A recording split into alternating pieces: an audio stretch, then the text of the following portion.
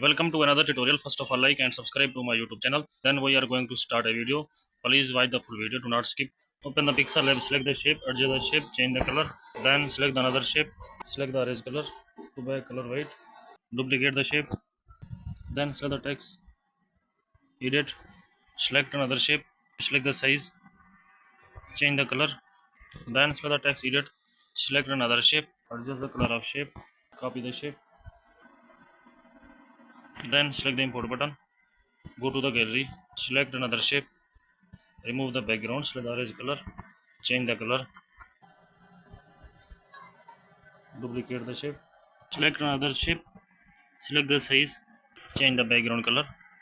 Please like the video and subscribe the channel.